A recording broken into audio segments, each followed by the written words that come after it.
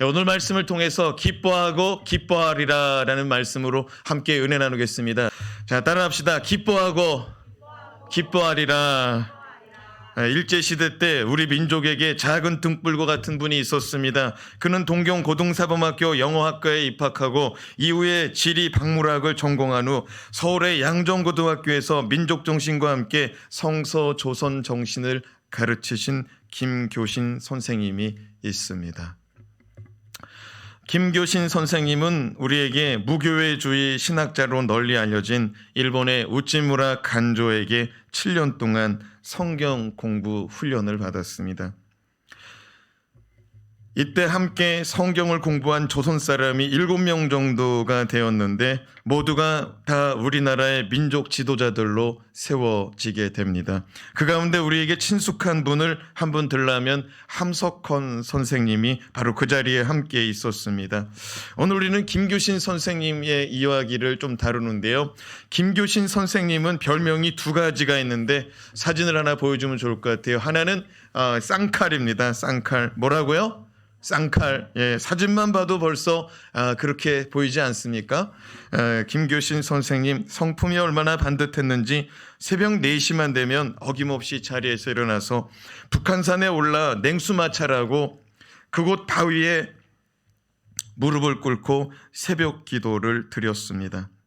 일제의 창씨개명과 한글이 아닌 일본어 수업을 요구하기 위해 칼을 차고 있는 순사 앞에서도 끝까지 조선말로 한국어로 수업을 진행할 정도로 그는 반듯하고 변함없는 성품이었습니다. 김교신 선생님의 또 하나의 이 별명이 있는데 그 별명은 무엇이냐? 눈물의 선생님이었습니다. 뭐라고요? 눈물의 선생님. 제자들에 대한 사랑이 얼마나 많은지 학생들끼리 서로 싸우고 있으면은 선생님께서 달려가서 이렇게 말했다고 합니다. 지금 일제치하에 있는데 우리 동포끼리 싸우면 어떻게 하겠느냐? 지금 우리가 일본의 탄압 가운데 있는데 우리끼리 다투면 어떻게 하겠느냐 하면서 그 싸우는 두 친구를 끌어안고 눈물로 하염없이 울고 울었다는 것입니다. 또한 교실 뒤편에서 시험 감독을 하고 있을 때 아이들이 컨닝을 해요. 좀 남의 거를 좀 보려고 그러고 뭐 책상에 적어 놓기도 하고 그렇게 컨닝을 하려고 할 때 그럼 선생님이 아무 소리도 안 하고 그 뒤에 가서 그 아이의 옆에 가서 아무 소리도 안 하고 눈물만 흘리고 하염없이 울다가 자리를 떠나셨다는 것입니다. 김교신 선생님의 제자 가운데는 서울의 양정고등학교 출신 손기정 마라톤 선수가 있습니다. 김교신 선생님은 손기정 선수의 마라톤 코치 겸 선생님이셨습니다.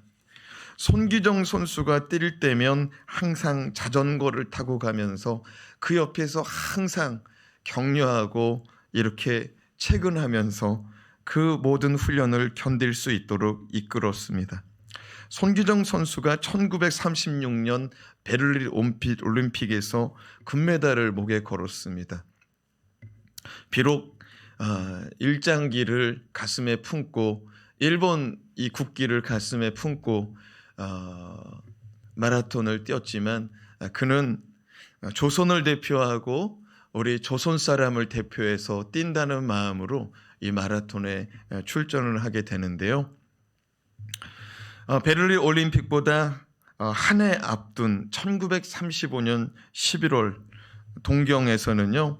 일본 제국 아래에 있는 일본 식민지배 아래에 있는 모든 나라, 뭐 우리나라뿐만 아니라 중국, 만주, 뭐 여러 나라들, 이 동남아에 있는 여러 나라들 그 모든 나라에서 마라톤 선수들이 다 모였습니다. 그리고 국가대표를 뽑는 자리에 이들은 손기정 선수와 함께한 우리 조선 사람들은요, 일본 마크를 다는 게 아니라 일본 선수들을 이겨서 우리가 대표임을 증명하고 싶어 했습니다.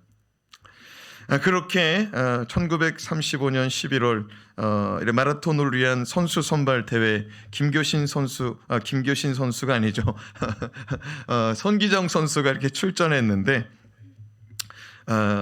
손기정 선수가 이제 1등을 했어요. 1등을 해서 국가대표가 되었을 때 그때 기자들이 손기정 선수에게 소감 한 말씀 부탁한다고 했을 때 그는 이렇게 말했습니다. 나는 김교신 선생님의 흘리신 눈물을 보며 달리고 이 자리에 섰습니다. 손기정 선수는 김교신 선생님의 눈물, 그 김교신 선생님의 그 마음을 품을 수 있었던 것이죠. 42.19km 가운데 3분의 2 지점에 이르러서 이 손기정 선수가 기운이 다하여 바닥에 쓰러지려고 비틀거렸습니다. 그때 이 제자를 격려하기 위해서 자전거로 뒤따르고 있던 김교신 선생님은 이렇게 목소리를 높여서 우리 손기정 선수를 격려했다고 합니다. 기정아, 조국을 생각해라. 예수님을 생각해라. 기정아, 조국을 생각해라. 예수님을 생각해라. 선생님의 이 외침으로 쓰러질 듯하던 손기정 선수는 이를 악물고 조국을 위해서, 예수님을 위해서 달려 마침내 금메달을 목에 걸 수가 있었습니다. 손기정 선수가 힘들어 쓰러질 것 같아도 달려야만 하는 이유는 조선을 위하여, 그리고 예수 그리스도를 위하여 달렸습니다. 오늘을 살아가는 저와 여러분도 코로나로 인하여서 주저앉지 마시고 이 나라 이 민족을 위해서, 주 예수 그리스도를 위해서 다시 달릴 수 있기를 주님의 이름으로 축원합니다. 축원합니다. 오늘 말씀은 사나 죽으나 예수 그리스도를 위하여 일평생을 달려온 사도 바울의 이야기입니다.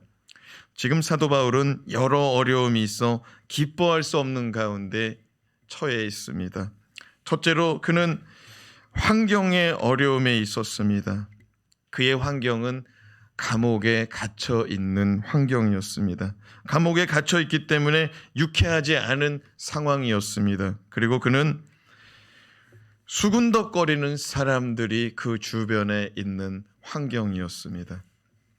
감옥에 갇힌 바울을 향하여 그 주변에 있는 사람들은 이 말 저 말 쏟아내는데 다 좋지 않은 소리, 바울이 감옥에 갇힌 것을 오히려 기뻐하고 조롱하는 소리들이 들려왔습니다. 바울의 마음은 편하지 않은 가운데 있었습니다. 그리고 마지막으로 바울은 형장의 이슬로 언제 사라질지 모르는 죽음의 위기 앞에 서 있었습니다. 그럼에도 불구하고 사도 바울은 절망하고 낙심하기보다는 기뻐하는 삶을 선택하고 살아갑니다. 18절 말씀을 보시기 바랍니다. 18절 말씀해 보니까 나는 기뻐하고 또한 기뻐하리라 말씀하고 있습니다. 자, 그렇다면 오늘 말씀을 통해서 기뻐할 수 없는 가운데 기뻐하고 기뻐하리라라고 고백하는 이 사도 바울의 고백 가운데 기뻐할 수 있는 일체의 비결이 무엇인지 함께 살펴보고자 합니다. 첫째, 주님 안에 거하는 믿음이 필요합니다. 따라합시다. 주님 안에 거하는 믿음이 필요합니다. 대부분의 사람들은 견디기 힘든 환경에 처할 때 절망하고 기쁨을 잃어버리게 됩니다. 정말 힘든 것은 무엇이냐? 내가 생각하는 어느 선까지, 그 선까지는 내가 견딜 수가 있어요. 그러나 그 선을 넘어설 때 그때 힘든 거예요. 12절에서 13절 말씀을 같이 읽어보겠습니다. 시작. 형제들아, 내가 당한 일이 도리어 복음 전파의 진전이 될 줄을 너희가 알기를 원하노라. 이러므로 나의 매임이 그리스도 안에서 모든 시위대 안과 그 밖의 모든 사람에게 나타났으니. 바울이 당한 일은 12절에 보세요. 바울이 당한 일이 있습니다. 바울이 당한 일이 있어요. 근데 13절에 보니까 그 당한 일은 뭐냐면 나의 매임이라고 말합니다. 그는 어디에 매였냐면은 시위대 안에 매였다라고 말합니다. 시위대라는 것은 로마 황제의 친위대의 예하 부대입니다. 로마 황제의 친위대는 오늘날 우리로 말하면은 군사정권 시대의 육군 사관학교 출신 장교들로 구성되어 있는 부대입니다. 그러니까 그 부대의 모든 사람들은 다 장교들인 거죠. 한마디로 고위층으로 올라설 수 있는 정치 지도자가 될 수 있는 엘리트 코스를 밟고 있는 사람들이 로마 황제의 친이 되었고, 또 그 가운데 시위대의 그 뜰에 지금 갇혀 있는 것입니다. 사도 바울은 감옥에 갇혀서 깊은 절망을 맞이할 수도 있는 상황인 거죠. 목숨의 위기, 사방으로 가로막힌 위기, 또 들려오는 소식마다 자신을 향하여 비난의, 비방의, 조롱의 화살이 날아오고 있는 것입니다. 몇 해 전 제가 잘 아는 집사님께서 억울한 누명을 쓰고 가까운 수원 구치소에서 1년 가까이 갇혀 지내게 되었습니다. 물론 하나님의 은혜로 구치소에서 나와 재판을 받게 되고 결국 무죄 판결을 받고 자유자로 살아갈 수 있는 가운데 있습니다. 그 집사님이 구치소에 있을 때 저도 몇 번 이렇게 신방을 갔었습니다. 구치소 가운데 있을 때 가장 힘든 것이 무엇이냐 물으니 외부와 완전히 차단이 된 것이 너무 힘들었다는 거예요. 외부와 완전히 차단이 되다 보니까 소망이 끊어지더랍니다. 한 사람에게 해당된 면회 시간은 일주일에 한 번 10분 남짓한 시간이고, 그마저도 방음 유리벽 앞에 마이크와 스피커를 통해 이야기하다 보니까 이런 정서적인 교감이 일어나지 않는 거예요. 저도요, 지금 여기 몇 분이 앉아 있어요. 우리 가족하고 오늘 뭐 이렇게 공명수 성도님 가정 이지영 집사님 이렇게 앉아 있습니다.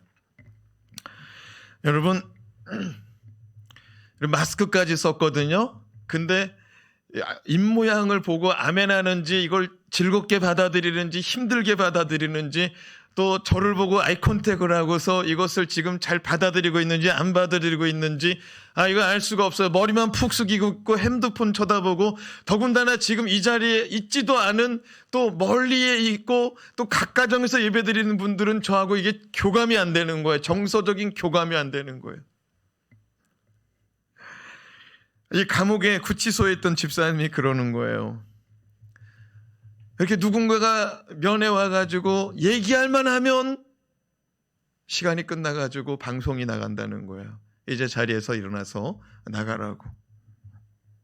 그래서 못다한 얘기를 편지에 써가지고 이제 편지를 붙입니다. 그런데 붙여서 가는 시간, 답장이 오는 시간 너무 길다는 거예요.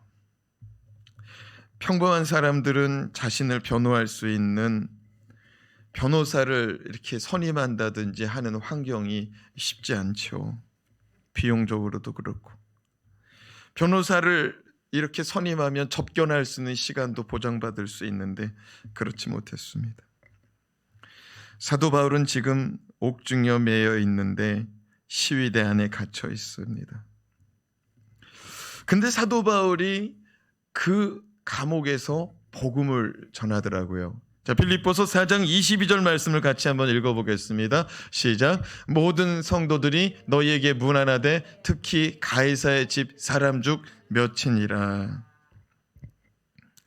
이 말씀을 통해 사도 바울이 로마에 갇혀 있는 가운데, 로마에 간 가운데, 지금 로마의 감옥 가운데 있거든요. 그 로마에 있는 가운데 복음을 전했는데 가이사의 집 사람들에게 복음을 전했다. 그래서 그들이 성도가 되었다라는 사실을 우리가 추측하게 됩니다. 여기에 목사님 감옥에 있던 얘기 없는데요. 사도 바울은요 감옥에 갇혀만 있습니다. 바깥에 활보하는 사람이 아닙니다. 그는 감옥에서 만나는 사람들이 누구냐면은 그를 감시하는 시위대들입니다. 로마 황제의 엘리트 코스를 밟고 있는 군인들이죠. 그 가운데 로마 황제 가이사의 친척들이 그 시위대 안에 있었던 거죠. 그들에게 복음을 전할 수 있던 것입니다. 그러므로 사도 바울은 오늘 12절 말씀을 통해서 내가 감옥에 갇힌 것으로 말미암아, 내가 이 감옥에 매인 것으로 말미암아 복음의 진전이 있었노라라고 말합니다. 12절 말씀 같이 읽어요. 시작. 형제들아, 내가 당한 일이 도리어 복음 전파의 진전이 된 줄을 너희가 알기를 원하노라. 내가 당한 일이 있었다고 말합니다. 그 당한 일은 13절에 매인바라고 말합니다. 복음의 이 감옥의 매인바라고 말합니다. 이 당한 일로 말미암아 복음 전파의 진전이 있었다라고 말합니다. 따라합시다. 복음 전파의 진전. 여러분, 진전이라는 말은 이게 군사 용어거든요. 전투할 때 병사들이 투입할 수 있도록 공병대가 다리를 놓을 때 이것을 진전이다라고 말하고 있습니다. 무슨 말입니까? 그가 감옥에 갇힌 것으로 말미암아서 복음의 진전이 있었다는 거예요. 로마 황제의 가문까지도 복음이 들어가고 있다는 것이죠.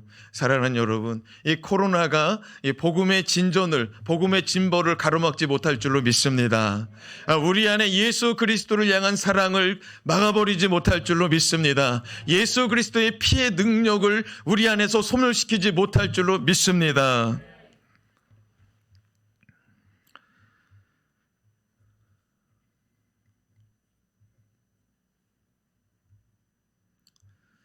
사랑하는 여러분, 코로나로 인하여서 저와 여러분의 신앙이 또 우리의 가정과 교회가 진일보하는 그런 기회가 되기를 사모합시다. 분명히 이 코로나가 우리의 인생 가운데 위기고 또 재난이고 역경이지만 이 가운데서도 감사할 수 있는 일들, 또 하나님 아버지께서 주신 은혜의 또 유익한 일들이 있다는 사실을 깨닫는 우리 모두가 되었으면 좋겠습니다. 분명히 요즘에 항상 늦게 들어오던 분들이 상당히 일찍 들어오는 분들이 있을 것 같아요. 저도 마찬가지고요. 어쩌면은 얼굴 보기 힘든 사람들이 요즘에 너무 자주 보고 너무 많이 봐서 지겨운 분들이 일어나고 있을지도 몰라요. 전에는 왜 이렇게 늦게 왔어? 오늘 무슨 일 있었어? 요즘에는 항상 일찍 와요. 이런 삶이 계속되고 있으니까 어쩌면 지겨울 수도 있어요. 그러나 역경 가운데 하나님이 주신 기회로 삼읍시다. 얼굴 보기 힘들 정도로 바쁜 사람들 내 옆에 두고 많이 볼 수 있는 거 은혜인 줄로 믿습니다. 여러분, 좋은 기회로 삼았으면 좋겠어요. 거의 모든 성도들이 시간이 많아졌을 거예요. 전에는 바빠가지고. 전에는 너무 바빴지만 요즘에는 그렇지 않을 겁니다. 여러분, 좀 책을 좀 읽는 시간 가졌으면 좋겠습니다. 성경도 좀 읽고요. 신앙의 도서도 좀 읽고요. 그동안에 못 읽은 이런 책들도 좀 읽어보시기 바랍니다. 그리고 잠시 방에 들어가서 조용히 기도도 했으면 좋겠어요. 누군가의 방해를 받고 싶지 않다면 이렇게 문 걸어 잠고 기도의 시간을 이렇게 선포할 수 있기를 바랍니다. 나 잠깐 기도할 테니까 방해하지 말으라고. 그러면 사람들이 그러겠죠. 엄마 뭐해? 당신 뭐해? 뭐 쑥스러울 수가 있습니다. 그래도 쑥스러워도 잠깐 그렇게 기회로 삼았으면 좋겠어요. 하나님이 주신 기회의 시간이요, 은혜의 시간이요, 거룩한 시간으로 삼을 수 있기를 주님의 이름으로 축복합니다. 너무 바빠서 못했잖아요. 요즘엔 너무 한가해서 안 하고 있을 수도 있어요.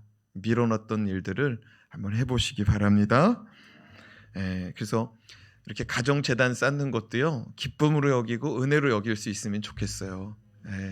좋은 기회로 삼으세요. 자, 다시금 13절 말씀 읽읍시다. 13절 시작. 이러므로 나의 매임이 그리스도 안에서 모든 시위대 안과 그 밖에 모든 사람에게 나타났으니, 이 말씀에 보면은 그리스도 안에, 사도 바울이 옥중에 매임받당했는데 누구 안에 있다고요? 그리스도 안에 있다고 말합니다. 분명히 감옥에 있거든요. 분명히 감옥 안에 있는데 그는 뭐라고 말하냐면 난 감옥 안에 있는 게 아니고 그리스도 안에 있다고 말하고 있습니다. 사랑하는 여러분, 코로나 때문에 많이 이 운신의 폭이 좁아지지 않았습니까? 코로나에게 갇혀 있지 마시고 예수 안에 갇히길 주님의 이름으로 축원합니다. 예수 안에 살아가시길 바랍니다. 바울의 입장에서 우리가 생각해 본다면 그의 활동 무대는 지금의 터키 땅에서 시리아, 요르단, 이스라엘 그리고 그리스, 로마까지 이탈리아까지 그의 활동 무대는 어마어마한 활동 바운더리였습니다. 그러나 이제 그는 감옥에 갇혀서 아무것도 그 누구도 만날 수 없는 상황 속에 처해 있습니다. 그는 복음 전하는 일, 그는 복음 전하기 위해서 만나는 그 자리를 기뻐하던 사람입니다. 그런데 그는 지금 감옥에 갇혀 있죠. 아무것도 할 수 없는 가운데 있죠. 그는 이렇게 생각할 수도 있었습니다. 나의 인생은 여기까지인가? 내가 왜 감옥에 갇혀 있다는 말인가? 하나님이 나를 버리신 것인가?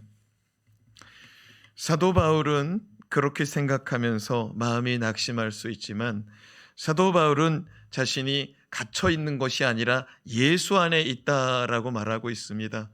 여러분, 생각의 전환이고 또 믿음의 전환인 것 같아요. 여러분, 우리가 예수 안에 있다는 사실 다시 한번 상기시키기를 주님의 이름으로 축원합니다. 우리가 잘 아는 로마서 8장 28절의 말씀을 같이 읽읍시다. 시작. 우리가 알거니와 하나님을 사랑하는 자 곧 그의 뜻대로 부르심을 입은 자들에게는 모든 것이 협력하여 선을 이루느니라. 따라합시다. 모든 것이 협력하여 선을 이루십니다. 여러분, 예수 안에 있는 자, 하나님을 사랑하는 자는요, 예수 그리스도께서 모든 일을 다 합해가지고 모든 일을 다 합력해가지고 힘을 합쳐가지고 그 에너지를 어떻게 만들어내느냐? 선한 에너지로 만들어낸다는 거예요. 할렐루야. 선한 에너지. 저와 여러분에게 선한 에너지가 나타나길 바랍니다. 구약의 창세기를 보면 요셉이 등장합니다. 하나님은 하나님의 이루실 일을 요셉에게, 어린 요셉에게 꿈으로 일찍이 가르쳐 보여주셨습니다. 요셉은 그 꿈을 잃어버리지 않고 붙들고 살아가거든요. 하지만 요셉의 인생 가운데는 그 꿈이 이루어지기까지 끊임없는 역경, 고난이 계속되었다는 것이죠. 매맞고 구덩이에 빠지고 노예로 팔리고 누명을 쓰고 감옥에 갇히는 세월을 보내게 됩니다. 훗날 요셉은 이 모든 시간이 다 지나고 나서 이렇게 고백합니다. 창세기 50장 2절 말씀 읽습니다. 시작. 당신들은 나를 해하려 하였으나 하나님은 그것을 선으로 바꾸사 오늘과 같이 많은 백성의 생명을 구원하게 하시려 하셨나니. 그래요. 하나님은 우리의 삶의 역경을 선으로 능히 바꿀 수 있는 분인 줄로 믿으시기 바랍니다. 지금은 어려울 수 있어요. 근데 이 어려움이요, 요셉보다 더 어려웠습니까? 요셉은 막 매를 맞았습니다. 구덩이에 빠뜨려 놓고 저놈을 죽일까 살릴까 사람들이 들었다 놨다 했습니다. 그것도 형제들이 들었다 놨다 했습니다. 그리고 그는 노예로 팔려가서 정말 열심히 수고하고 일했는데 억울한 누명 썼어요. 예, 성범죄자로 누명을 쓰고 감옥에 갇힙니다. 억울한 일을 당했습니다. 그럼에도 불구하고 그가 하나님을 버리지 않더라고요. 그 꿈도 잊어버리지 않더라고요. 여러분, 그 모든 일들이 다 지나고 나서 요셉의 입술의 고백은 무엇이냐? 하나님이 그것을 선으로 바꾸셨다. 여러분, 이 코로나는 우리 가운데 반드시 지나간다는 사실을 믿으시기 바랍니다. 어떤 모양으로든지 다 지나갈 거예요. 그런데 그냥 지나가지 말고 반드시 선한 역사, 선한 에너지를 공급받으시길 주님의 이름으로 축원합니다. 지나고 나서 우리 인생 가운데 그때 참 유익한 시간이었다. 정말 우리가 하나님 아버지 앞에 바로 서는 시간이었다. 그런 기회가 될 수 있기를 바랍니다. 두 번째로 복음 전파를 최고의 가치로 삼을 때 가능합니다. 여러분, 우리가 기뻐하고 기뻐할 수 있는 이유, 기뻐하고 기뻐할 수 있는 일체의 비결은 우리의 삶을 복음 전파를 최고의 가치로 삼을 때 가능하다는 사실입니다. 여러분, 어떤 사람은 그래요. 나는 대학에 들어가는 거, 나는 직장에 들어가는 거, 나는 결혼하는 거, 나는 뭐 하는 거, 뭐 이렇게 뜻을 품고 뭐 꿈을 키웁니다. 그런데 여러분, 그것보다도 복음 전파를 제1순위의 최고의 가치로 여기고 살아갈 수 있기를 주님의 이름으로 부탁드립니다. 여러분, 그리스도인은요, 복음 없이는 살 수 없는 거예요. 예수 그리스도의 피의 복음 없이는 살 수 없는 거예요. 예수 그리스도의 피의 복음 없이 결혼 무의미합니다. 예수 그리스도의 피의 복음 없이 뭐 인류 대학, 원하는 직장, 원하는 분량의 물질의 이런 이 수요, 아무 의미가 없는 거예요. 사랑하는 여러분, 돈을 벌어도 복음을 위하여, 공부를 해도 복음을 위해서, 일생을 살 때 복음을 위해서 살아가는 저와 여러분 되기를 바랍니다. 사도 바울은 오늘 말씀을 통하여 옥에 갇힌 것보다 더 힘들게 하던 것이 있었음을 고백합니다. 사도 바울은 감옥에 갇힌 것보다 더 힘든 일이 있다라고 고백해요. 그래요. 사실 환경의 어려움은 조금 덜 먹고 조금 불편하게 지내면 되는 거죠. 좋은 차를 타다가 조금 불편한 차를 탈 수도 있는 것이고, 차를 타던 사람이 걸어서 또 버스로 이렇게 할 수도 있는 것이고, 옷도 좋은 옷 입다가 조금 덜한 옷을 입을 수도 있는 것이고, 밥도 인류 음식점에 가서 먹다가 가까운 곳에 가서 먹던지 아니면 집에서 손수 만들어 먹던지, 어려워졌다고 말할 때 사실은 그거는 조금 불편해졌을 뿐입니다. 그러나 이 불편해진 것보다도 더 어려운 것은 무엇이냐면 관계의 어려움인 것 같아요. 무슨 어려움이라고요? 관계의 어려움. 15절 말씀을 좀 같이 읽어봐요. 15절 시작. 어떤 이들은 투기와 분쟁으로, 어떤 이들은 착한 뜻으로 그리스도를 전파하나니. 이 말씀에 보면은 어떤 이들은 투기와 분쟁으로 복음을 전파한다. 그리스도를 전파한다. 근데 또 어떤 이들은 착한 뜻으로, 착한 마음으로 그리스도를 전파한다라고 말합니다. 사랑하는 여러분, 우리가 신앙생활하면서, 교회 생활하면서도요, 시기와 분쟁과 질투 가운데 주의 일을 하는 사람들이 있어요. 이 사람들이 끼면은 굉장히 불편해지고, 굉장히 마음이 어려워지고, 때로는 다투기도 합니다. 근데 어떤 사람들은 정말 착한 마음으로, 정말 착한 뜻을 가지고 주의 일을 하고 주의 복음을 전하는 사람들이 있어요. 사도 바울은요, 지금 복음 전파하는 사람들 가운데 시기하고 질투하고 분쟁하면서 다투면서 주의 일을 하는 사람들 때문에 마음이 힘들다는 것을 지금 말하고 있습니다. 자, 16절에서 17절 말씀을 같이 읽어봐요. 시작. 이들은 내가 복음을 변증하기 위하여 세우심을 받은 줄을 알고 사랑으로 하나 그들은 나의 매임에 괴로움을 더하게 할 줄로 생각하여 순수하지 못하게 다툼으로 그리스도를 전파하느니라.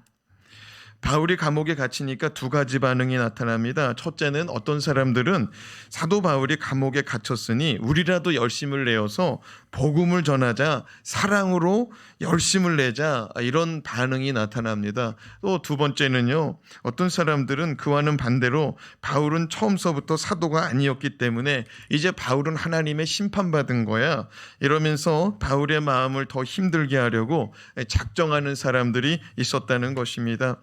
감옥에서 이런 사람들의 말을 들을 때 얼마나 괴롭고 힘들겠습니까? 우리도 살다 보면 누군가를 악의적으로 괴롭히려고 하는 사람들을 봐요. 바울은 그렇게 불편한 사람들을 대할 때 어떻게 반응했는지, 지금 감옥에 있잖아요. 밖에서 자기에 대한 소리가 들리잖아요. 그거 어떻게 반응했는지 18절 말씀을 같이 읽어봅시다. 시작. 그러면 무엇이냐? 거칠애로 하나 참으로 하나 무슨 방도로 하든지 전파되는 것은 그리스도니 이로써 나는 기뻐하고 또한 기뻐하리라. 따라합시다. 기뻐하리라. 사도 바울은 내 입장이 아니라 주님 입장에서 돌아보았습니다. 나는 마음이 아프지만 그리스도가 전파된다면 나는 그 모든 힘든 일들을 초월하여 기뻐할 수 있다는 것입니다. 그들이 나를 아프게 하지만 그들을 통해서 주님이 전파된다면 나는 기뻐할 수 있다는 거예요. 사랑하는 여러분, 열심을 내도 남의 마음을 아프게 하면서 열심을 낼 수가 있어요. 그런데 그 열심 때문에 힘들 수가 있어요. 근데 사도 바울이 뭐라고 그러냐면은 그냥 그 모습도 기쁘게 여긴다는 거예요. 많이 힘들었을 거예요. 그러나 그 영혼을 축복하더라고요. 그 사람이 복음 전하는 거 그거로 만족하더라고요. 사랑하는 여러분, 코로나로 인하여 이런저런 일들과 이야기들이 많이 있는데요. 이 가운데 주님이 전파된다면, 온라인으로도 주님이 전파된다면, 여러분, 이 온라인으로 드려지는 예배 가운데 믿지 않는 가족들이 함께 할 수 있는 기회가 된다면 복음의 진보가, 복음의 진전이 일어나는 시간이 될 줄로 믿습니다. 그리고 이 시간을 통해서 정말로 자기 친구들에게도 문자를 이렇게 링크를 걸어주면 되잖아요. 야, 우리 목사님 설교 한번 들어봐라. 한번 좀 들어봐라. 지금 예배 드릴 수 없는 환경이라면 우리 교회 실시간 예배를 드리는데 한번 좀 들어봐라. 그렇게 복음의 진전이 일어날 수 있도록 다리 놓는 역할을 할 수 있기를 주님의 이름으로 축원합니다. 마지막으로 살든지 죽든지 주님을 위해 살고자 할 때 가능합니다. 여러분, 우리가 정말로 기뻐할 수 없는 가운데 기뻐할 수 있는 이유가 되는 것은 우리가 살든지 죽든지 주님을 위해서 살고자 할 때 가능하다는 사실을 마음속에, 머릿속에 기억하시길 주님의 이름으로 축원합니다. 20절 말씀을 같이 읽어요. 나의 간절한 기대와 소망을 따라 아무 일에든지 부끄러워하지 아니하고 지금도 전과 같이 온전히 담대하여 살든지 죽든지 내 몸에서 그리스도가 존귀하게 되게 하려 하나니. 바울은 감옥에 갇힌 것에 대하여 수군덕거리는 사람들의 소리에 부끄러워하지 않았습니다. 그리고 죽음 앞에서도 두려워하지 않고 오히려 담대하여졌습니다. 따라합시다. 담대합시다.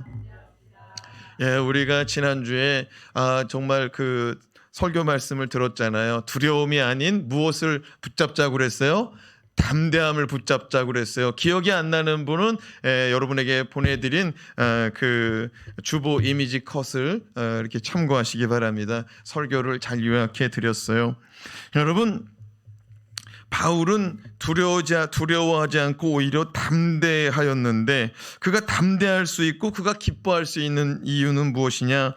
살든지 죽든지 주님을 생각했기 때문에 그렇습니다. 20절 말씀을 다시 좀 띄워놓으시기 바랍니다.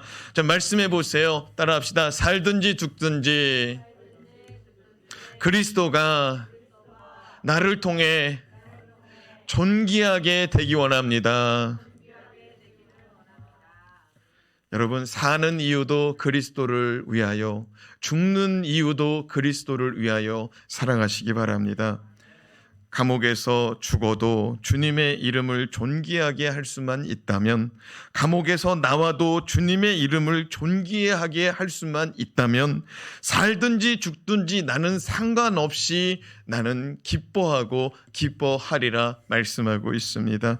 23절 24절 말씀 또 읽어봅시다. 시작. 내가 그 둘 사이에 끼었으니 차라리 세상을 떠나서 그리스도와 함께 있는 것이 훨씬 더 좋은 일이라 그렇게 하고 싶으나 내가 육신으로 있는 것이 너희를 위하여 더 유익하리라. 자, 23절 말씀을 보세요. 23절 말씀에 보면은 사도 바울이 내가 어디에 끼어 있대요? 그 둘 사이에 끼어 있다라고 말합니다. 따라합시다. 그 둘 사이에 끼었느니라. 여러분, 그 둘은 뭐냐면은 사느냐 죽느냐. 셰익스피어의 햄릿에 보면은 사느냐 죽느냐 그것이 문제로다라고 말하고 있거든요. 여러분, 사도 바울이 지금 살든지 죽든지라고 말하고 있습니다. 사는 것과 죽는 것 사이에 지금 내가 서 있다라고 말합니다. 우리도 마찬가지죠. 사는 것과 죽는 것 사이에 살아가고 있습니다. 물론 바울과 같은 환경은 아니지만 우리 또한 살든지 죽든지예요. 코로나를 왜 두려워해요? 죽을까 봐 두려워하는 거예요. 병 걸려가지고 이제 기존의 원래대로 살 수 있는 수명보다 줄어들까 봐 폐활량이 줄어든다는 거 아니에요? 이 우한폐렴이. 그러면 이 코로나 바이러스가 이 폐활량, 이 폐의 기능을 이렇게 망가뜨린다고 하잖아요. 그래 정상적인 삶보다는 조금 못하다가 어쩌면은 죽을 수도 있잖아요. 바울이나 우리나 어떻게 보면은 냉정하게 얘기하면은 같은 상황이에요. 그러나 우리가 기억해야 될 것이 뭐냐면은 사도 바울이 살든지 죽든지 그리스도를 존귀하게 여기는데 뜻을 두니까 두렵지 않고 담대하더라는 것입니다. 23절에 보면 뭐라고 말하느냐면요. 23절에 내가 살든지 죽든지 그 둘 사이에 끼어 있는데 차라리 나는 세상을 떠나서 그리스도와 함께 있는 것이 훨씬 더 좋은 일이라고 생각한다는 거예요. 이건 뭐냐면요, 내가 차라리 여기서 죽어버려서 이 감옥에서 로마 감옥에서 죽어버려서 지금 죽어서 내가 천국 간다면 주님과 함께 영원히 사는 삶이 나에게 좋은 일인데 내가 그럼에도 불구하고 여기 남아있기를 원하는 이유는 너희에게 유익함이 있기 때문이다. 24절 말씀 또 읽어봐요. 24절 시작. 내가 육신으로 있는 것이 너희를 위하여 더 유익하리라. 내가 죽는 것이 나에게는 더 좋은 일이지만 내가 여기 남은 일이 너희에게 성도들에게 좋은 일이기 때문에 내가 남기를 기도하고 내가 남기를 원한다는 거예요. 어쩌면 지금 우리 말씀을 듣고 있는 우리 성도들의 입장하고 많이 비슷한 것 같아요. 사는 것이 정말 누군가를 책임지기 위해서, 그들을 위해서, 정말 누군가를 위해서 기도하기 위해서 그 영혼의 잘됨을, 그 영혼이 지금 그렇게 살면 안 되기 때문에 내가 간절히 기도할 수밖에 없고 내가 복음을 전할 수밖에 없고 내가 그들을 위해서 수고하고 애쓰고 내가 목숨을 위협받는 환경 가운데서도 땀 흘리며 일하는 이유가 어쩌면 내가 부양해야 될, 내가 보살펴야 될 그 가족들의 유익을 위해서 그렇게 살고 있지는 않은가, 또는 공동체의 유익을 위해서 살고 있지 않은가, 그렇게 생각해 봅니다. 사랑하는 여러분, 사도 바울은 지금 말해요. 나는 지금 죽어도 주님과 함께 천국에 살기 때문에 나는 지금 죽어도 좋지만 내가 살아서 너희와 함께 있는 것이 너희에게 더 유익하니라. 여러분, 우리 인생 유익한 존재가 되었으면 좋겠습니다. 무익한 존재가 아니라 유익한 존재가 되었으면 좋겠어요. 제가 말씀 서두에 김교신 선생님과 또 손기정 선수의 이야기를 전해드렸습니다. 김교신 선생이 공부한 이유는 조국을 위해서, 조국의 다음 세대들에게 성서조선, 성경 중심의 조선의 건국을 위해서 그는 배웠습니다. 그가 영문학도 배우고 지리박물학도 배우면서 그는 우찌무라 간조에게 7년 동안 성경 레슨을 받았습니다. 사랑하는 여러분, 공부를 해도 주를 위해서, 돈을 벌어도 주를 위해서 사시기 바랍니다. 여러분, 손기정 선수는 그가 포기하고 싶을 때 뒤에서 외치는 김규신 선생님의 외침, 기정아, 조선을 위해서 뛰어라. 기정아, 예수님을 위해서 뛰어라. 사랑하는 여러분, 포기하지 말고 다시 일어설 수 있기를 바랍니다. 주님을 위해서 담대히 일어서시기 바랍니다. 정말 가정을 위해서 다시 한번 일어날 수 있기를 바랍니다. 기도하는 자여 일어나세요. 정말 주를 위해서 섬기는 나를 사모하시기 바랍니다. 주님이 함께 하시는 코로나 바이러스의 위기로 생각하시기 바랍니다. 위기 속에 주님이 떠나지 않았어요.